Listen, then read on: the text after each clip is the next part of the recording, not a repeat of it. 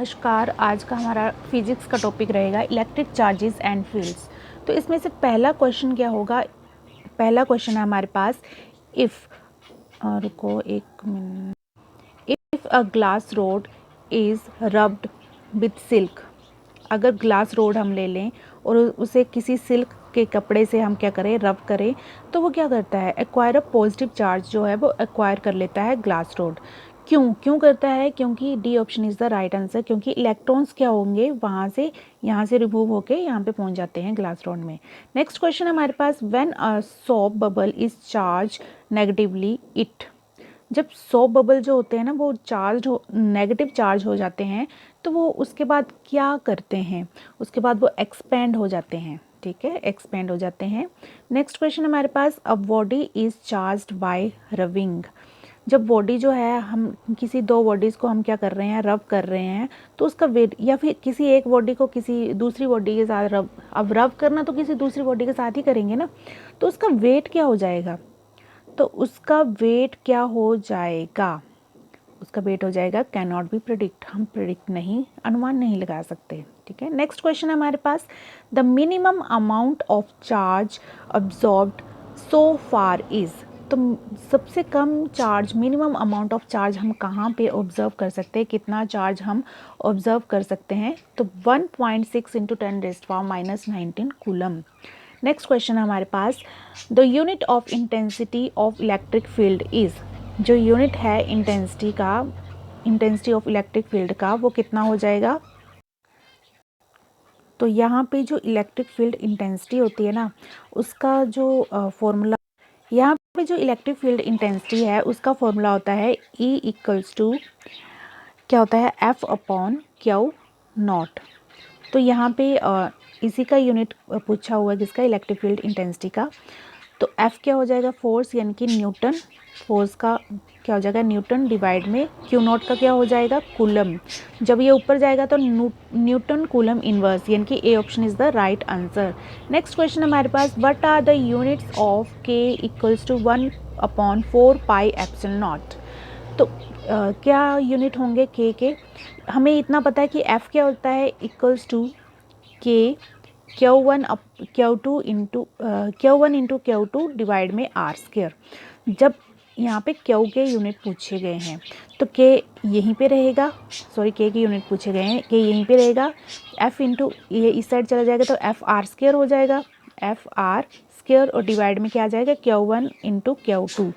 तो फोर्स के क्या होते हैं, न्यूटन होते हैं, और R स्क्वायर यानी कि मीटर स्क्वायर, और ये क्या हो जाएंगे, डिवाइड बाई कूलम स्क्वायर, क्योंकि दो चार्जेस हैं तो न्यूटन मीटर, और ये ऊपर जाएगा तो कूलम इनवर्स 2। तो 6 का क्या आ जाएगा, B option is the right answer. Next question है हमारे पास, the electric field strength due to a circular loop of charge of radius R and linear density of charge lambda at its center is proportional to, जो electric field strength है due to a circular loop जिसका radius r होगा और linear density क्या है, charge lambda, तो उसका centre जो होगा वो प्रोपोर्शनल होगा किसके?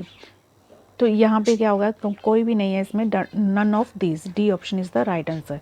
नेक्स्ट क्वेश्चन है हमारे पास, what is the angle between electric dipole moment p vector and electric field strength E vector when the dipole is in stable equilibrium? तो देखो यहाँ पे इक्विलिब्रियम की बात कर रहा है, यानी कि स्थिर एक ही जगह पे है, स्टेबल है, तो एंगल क्या हो जाएगा, पी वेक्टर और ई वेक्टर के बीच में। तो एंगल हमें पता लग रहा है इक्विलिब्रियम में होगा तो 0 हो जाएगा, A option is the right answer. Next question है हमारे पास, if an electric dipole is placed in a uniform electric field, अगर इलेक्ट्रिक डाइपोल जो है वो यूनिफॉर्म इलेक्ट्रिक फील्ड में प्लेस हो रहा है तो वो एक्सपीरियंस करेगा, क्या होगा वहाँ पे सिर्फ टॉर्क होगा या नेट फोर्स होगा, या फिर टॉर्क और फोर्स दोनों होंगे? तो वहाँ पे सिर्फ टॉर्क होगा। नेक्स्ट क्वेश्चन है हमारे पास, maximum value of electric intensity due to a charge sphere is at, जो मैक्सिमम वैल्यू है इलेक्ट्रिक इंटेंसिटी की due to a charged sphere पे, तो कितनी हो जाएगी, कहाँ पे होगी? मैक्सिमम वैल्यू इलेक्ट्रिक इंटेंसिटी की कहाँ पे होगी, सेंटर पे होगी इन्फिनिटी पे होगी, सरफेस पे होगी, तो B option is the right answer. Surface पे ज़्यादा हो जाएगी इलेक्ट्रिक फील्ड, इलेक्ट्रिक इंटेंसिटी। ठीक है, नेक्स्ट क्वेश्चन है हमारे पास 11th क्वेश्चन, लास्ट क्वेश्चन बचा है।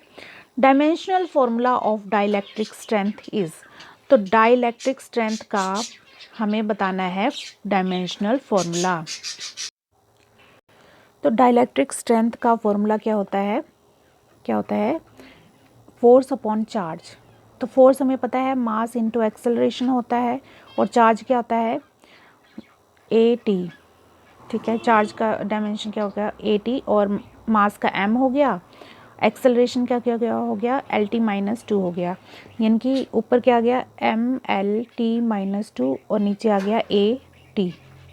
अब यहाँ पे क्या आ गया एम एल टी, ये टी ऊपर जाएगा तो टी माइनस थ्री, और ए ऊपर जाएगा तो ए माइनस वन। तो यहाँ पे सी ऑप्शन में आ रहा है, ये देखो C option is the right answer. Dimension formula जो हो जाएगा डाइलेक्ट्रिक स्ट्रेंथ का वो क्या आ जाएगा M L T minus three A minus one. बस इसका फॉर्मूला याद रखना है, फोर्स अपॉन चार्ज क्यू। ठीक है, थैंक यू।